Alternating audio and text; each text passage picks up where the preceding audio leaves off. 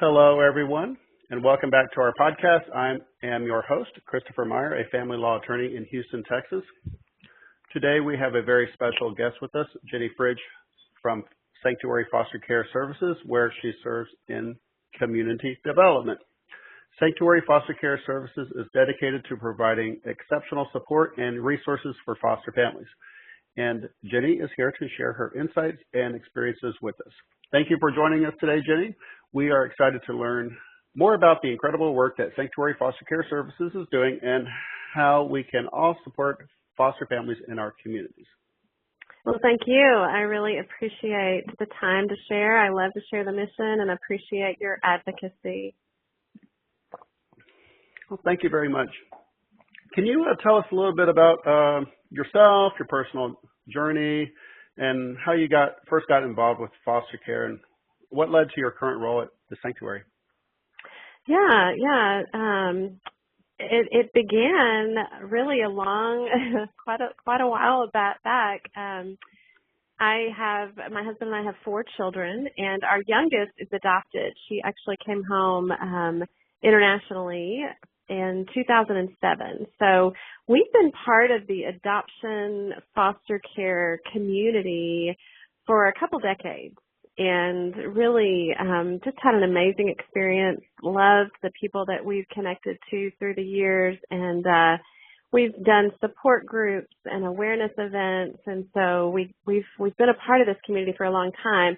We had always talked about foster care and stepping into foster care as a family, and could never get the time with a busy family of 4 kids. We could never find the time to do the training. It is 40 to 50 hours of training and lots of preparation of your home and all the things. Well, 2020 actually allowed us the time to do that. When we had done all the puzzles we could do and needed a new activity, we had heard about the Sanctuary actually, and knew that when we were going to step into foster care, we wanted to be a part of the Sanctuary.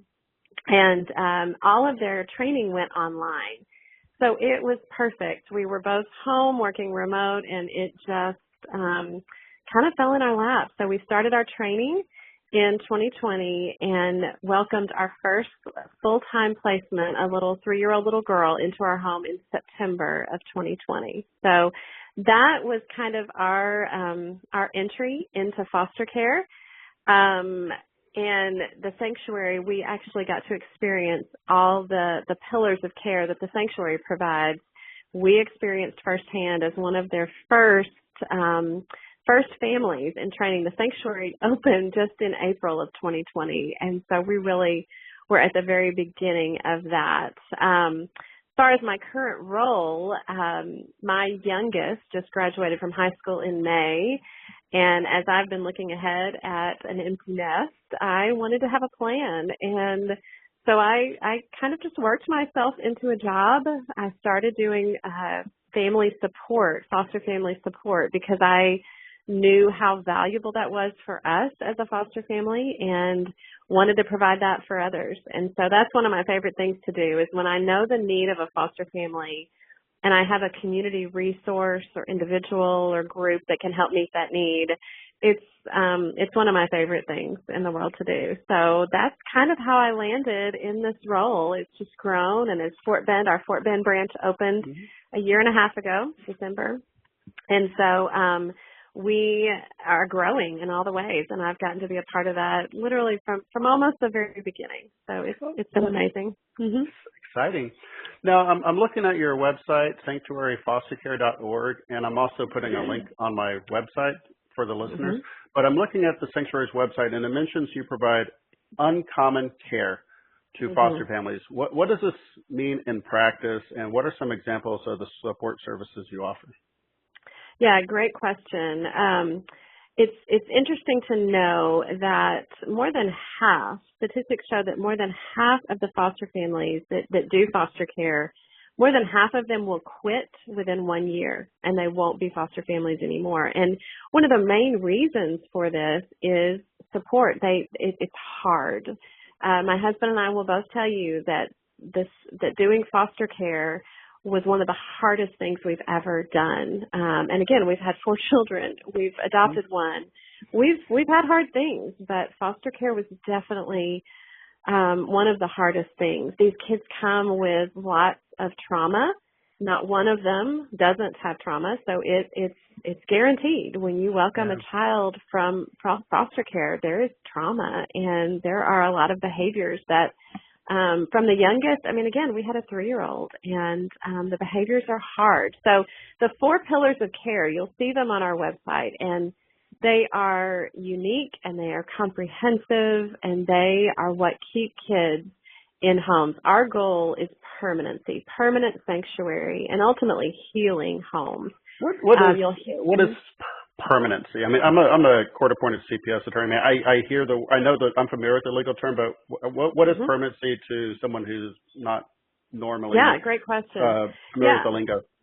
Permanency is keeping a child from moving from home to home. The average foster child, while they're in care, will move 7 times from one home to another home to another home, 7 times.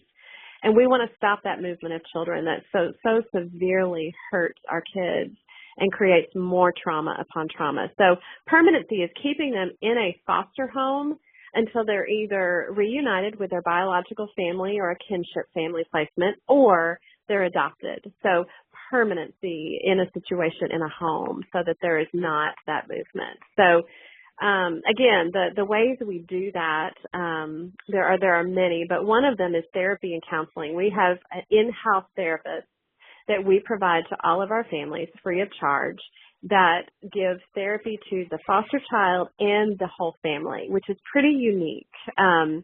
When you bring trauma into your home, it affects everyone. Again, ask me how I know. Yeah. It affects your marriage. It affects your biological children. It affects your adopted children. It affects everyone in that home, that unit of family. And so providing therapy for the whole family is amazing. And it's hard. If you've had to try to go find therapy in the community, there are wait lists. They may not be trauma-informed or foster care aware. They may not be covered by insurance, most likely. And so to provide these therapists and practitioners in our agency to our families is a huge way to support and promote the healing and the permanency. So our therapists are trained in something called TBRI, Trust-Based Relational Intervention, and it is an amazing modality that encourages healing and works on the trauma and the brain. There are so many things we've learned about the brain in the last 2 decades that are just remarkable. The brain is essentially plastic, and it can be retrained. And we want to help those kids learn how to regulate behaviors and respond when they are triggered, and learn how to navigate the world when they're dealing with all of this trauma. They carry so much with them, and we have to help them do that. And so we train our parents and our caregivers how to respond to these kids an appropriate way, because it's very different. I learned pretty quickly that our foster kids are not average kids.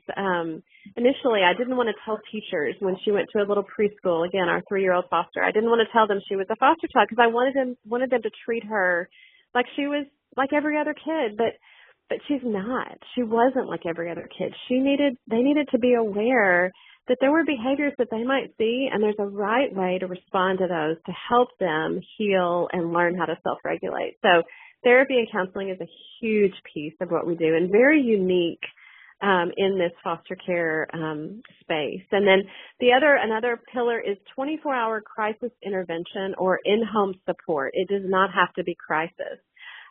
This looks a couple of ways. For us, the middle of the night was an issue for our foster daughter. She would awaken at night with night terrors, and there were a couple of nights that she could not regulate. We could not calm her down. Again, we'd had 4 kids. We did all the things. We rocked, we sang, we turned lights on, we got snacks, and we could not calm this child down. And eventually, I remember my husband looking at me and saying, call our therapist, call her, and it was 2:00 in the morning.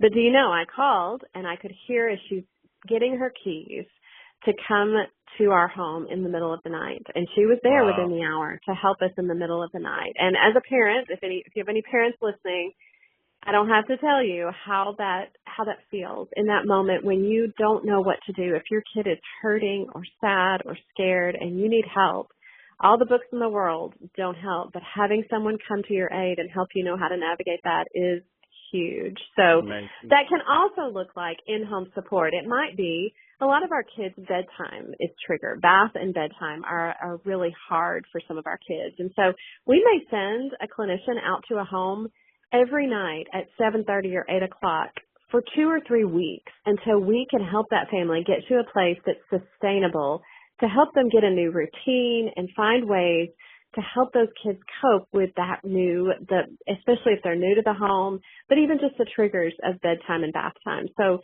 in-home support is real. It's not just a phone call. It is our team reaching out and going to the home to help these families in those moments.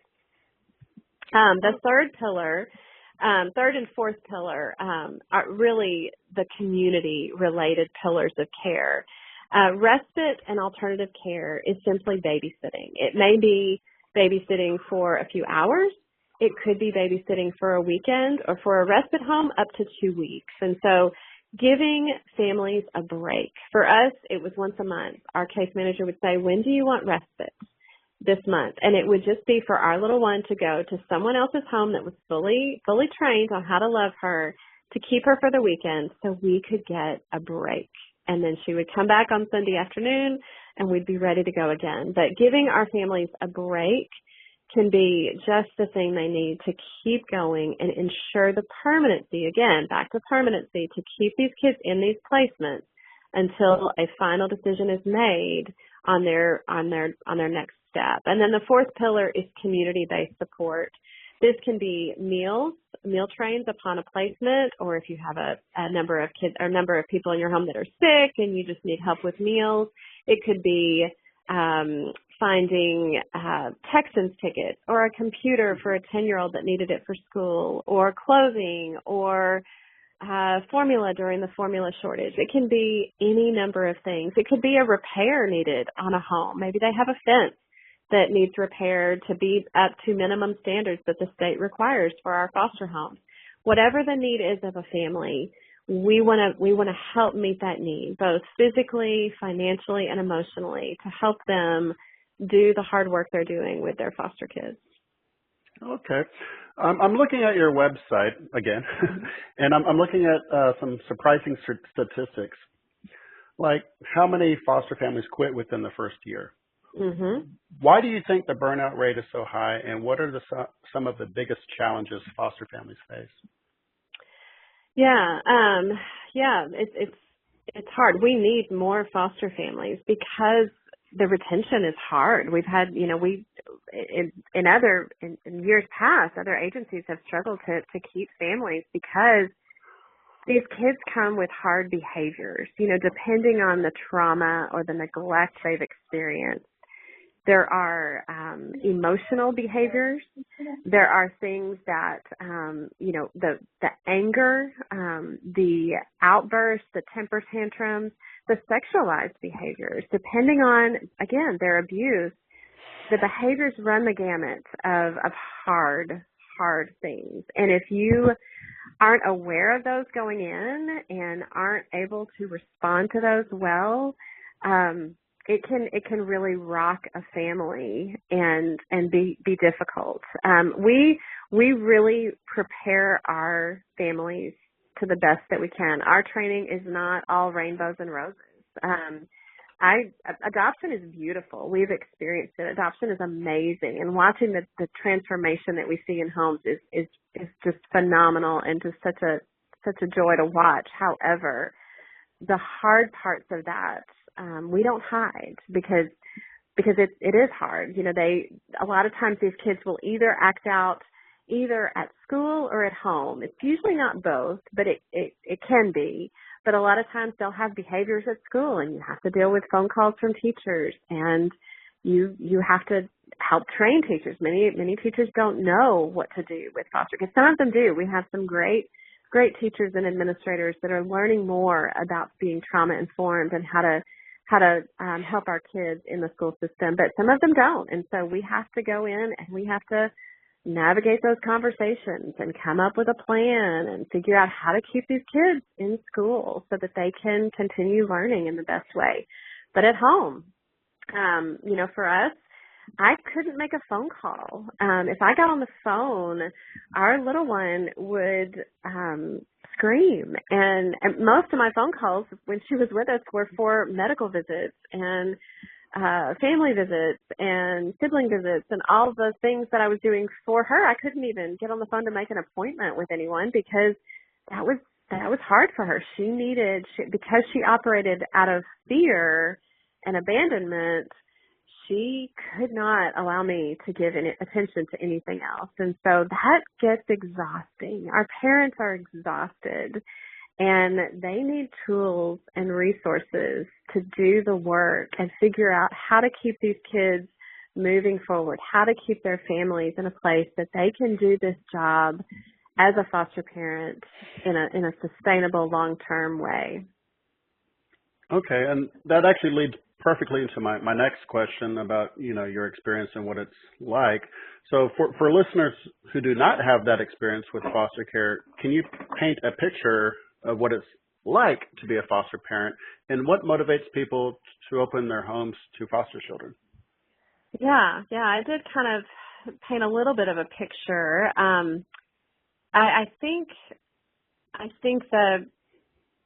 the misconception and the tricky part is going in with your eyes wide open, because these kids are adorable in the pictures and they're even adorable when they walk in your home, but the adorable gets really hard when hard things happen, whether it's simply a bath or a mealtime or a transition time. It could be anything that triggers these kids, and they're so nothing is in their control, and so they want to control everything sometimes. And so going in with your eyes wide open can be hard. Foster parenting is a time-consuming role. I don't think anyone realizes how many appointments and just the transportation that you have to do to medical visits.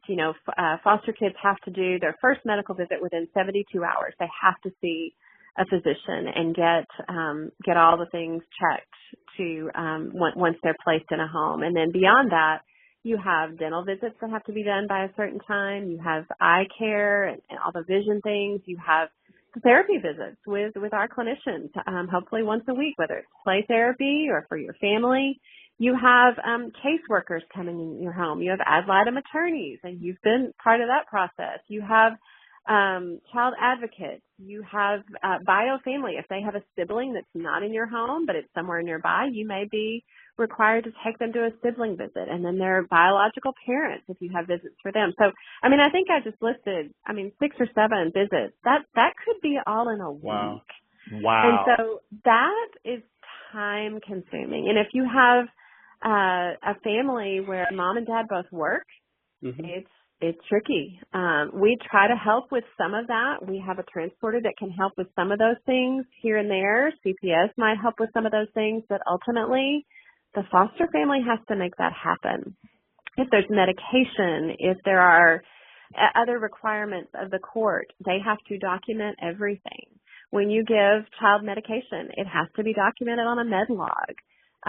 Depending on what kind of level of care you're giving, you have to document daily or maybe weekly just behaviors and what you're seeing in the home. You have to do cultural visits, and you have to do, there are so many requirements, not to mention keeping up your home. Does your home, have you turned in the updated driver's license? I just recently had to go get my driver's license updated. And so it's a great way to stay on top of all of your personal documentation. I will tell you that. If you ask me for any document, I can go lay my hands on it in a hot minute, because it is required for you to have all of that available and updated just consistently across the board. Safety of these kids is first and foremost. We are fiercely committed to the safety of our kids, as is the state. That's why all the requirements are there. And so to do that takes time. And so your second question was what motivates people to open their homes. So I think there's a lot of different motivations. Adoption can be a motivation, and we are very quick to remind people in foster care, adoption is often, it can be one ending for our foster kids. It may not always be the ending, and the plan A is always for a child to be with their biological family, right? That is always plan A, if that is safe and appropriate, and if the courts believe that is the best thing.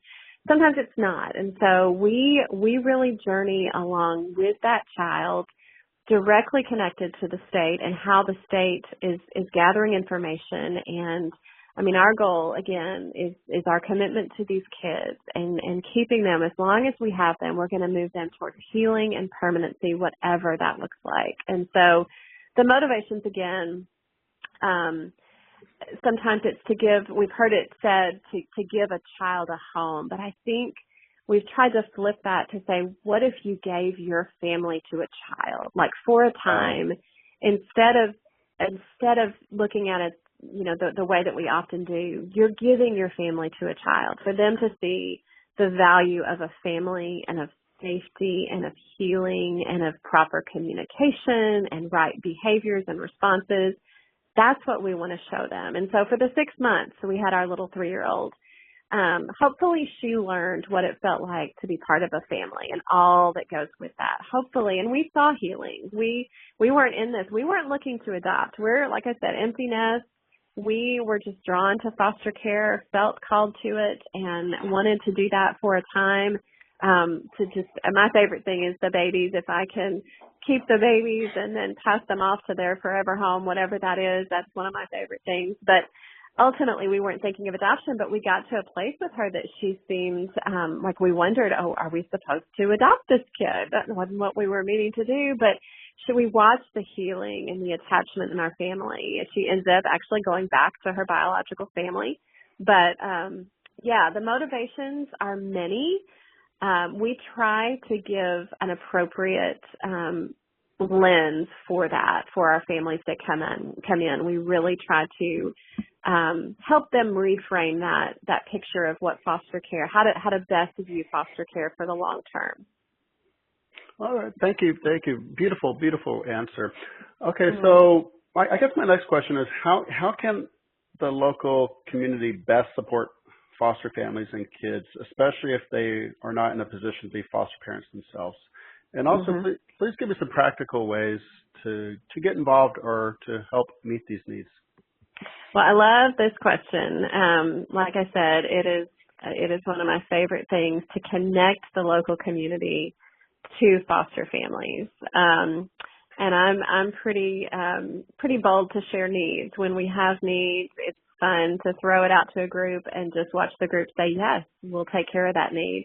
Recently, we have a single foster mom.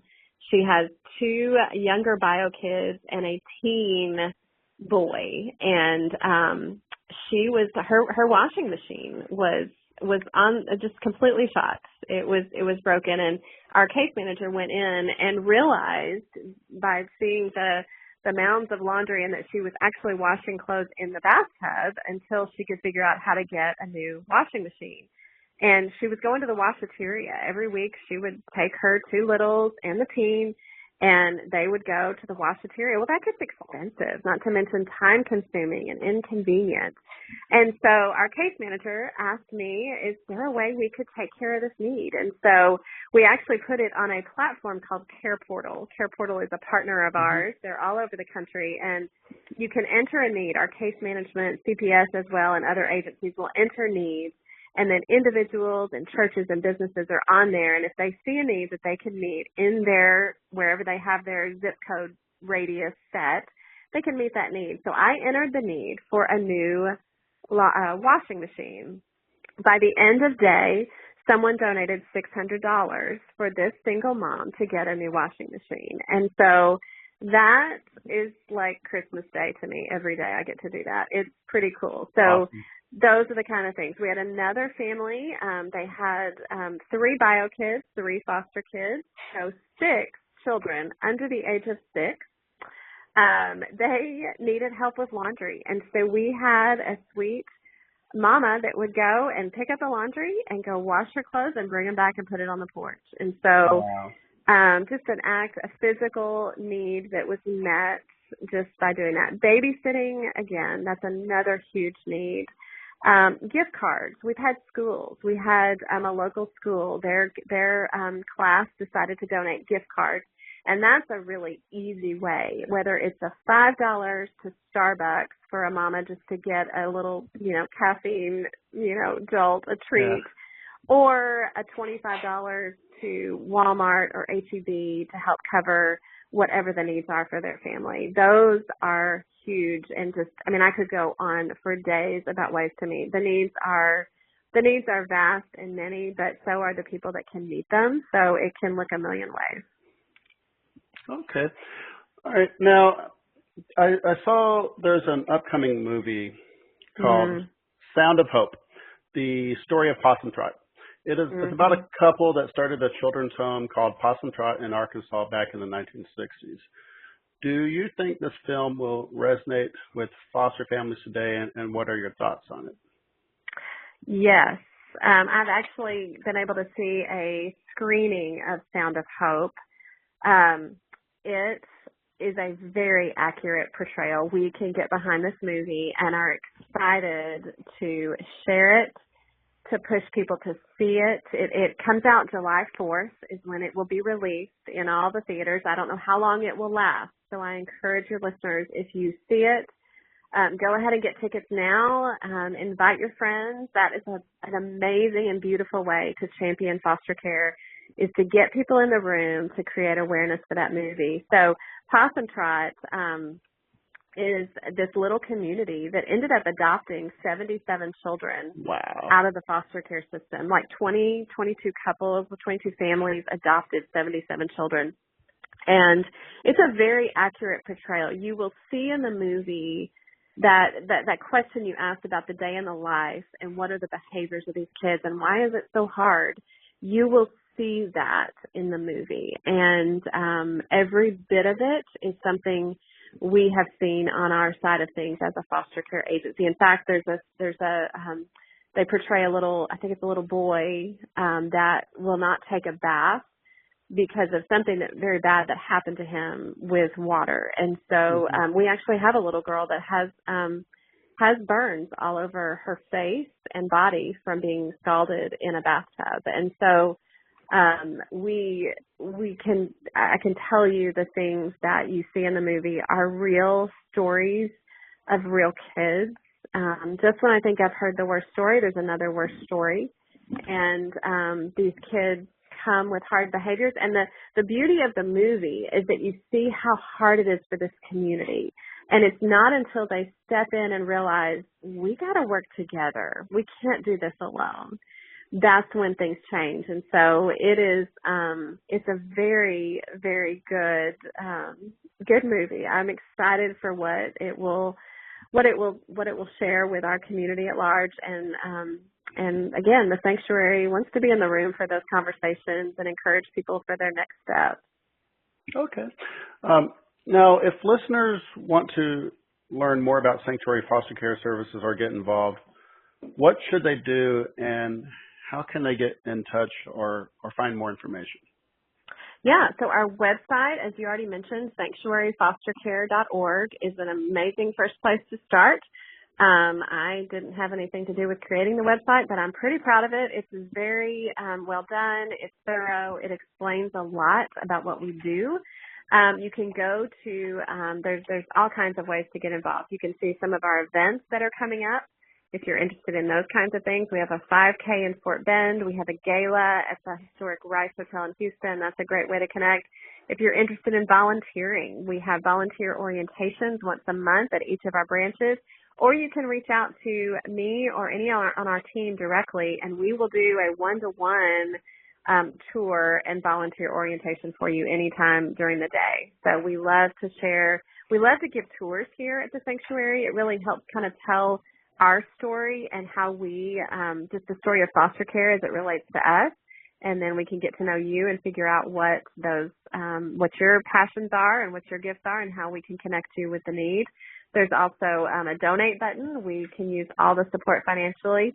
50% of our funding comes from the state, but because what we do is above and beyond standard foster care, we need more funding. We need above and beyond funding. And so support that way is huge. And if you're interested in becoming a foster family, you can look at there's a tab for fostering, and we have a whole link there on how to become a foster parent. There's an orientation for foster parents once a month, and that is a great way to just gather information. There is no obligation required. We don't have children waiting at the door for you when you leave, but we will share what that journey looks like, what you're committing to as a foster parent, and what's expected for you to kind of consider. Is that a next step for you? So lots of options all along the journey. Oh, thank you. Okay, so you mentioned the 5K. I do have a link to the 5K on my website. It's Awesome. right next to the podcast interview for any listeners. Also, I'm sharing sanctuaryfostercare.org on the article associated with this podcast, as well as a link to the movie trailer for Sound of Hope. But is there anything else you'd like to share with our listeners about Sanctuary Foster Care Services or the foster care system in general? Yeah, I mean, I think just one of our little taglines we often say is that not everyone is called to foster and adopt, but everyone can do something. And so that is, again, my mission and my role is just to help everyone find their something. What is your something? So I hope that we can help any one of your listeners find that something. Okay, thank you very much for your time. This was a great interview, and I think a lot of people are going to get a lot of great information about this, and you've really helped to clarify what happens in the foster care system, and I think really generate some excitement about hopefully getting more families to participate in the foster care system and hopefully adopt too. Thank you for your time, Jenny. I really do appreciate it. Well, thank you. This is amazing. And again, we appreciate your advocacy work and sharing our mission. It means the world. Appreciate it. Thank you, Jenny. You take care, okay? Mm-hmm. All right. Bye-bye.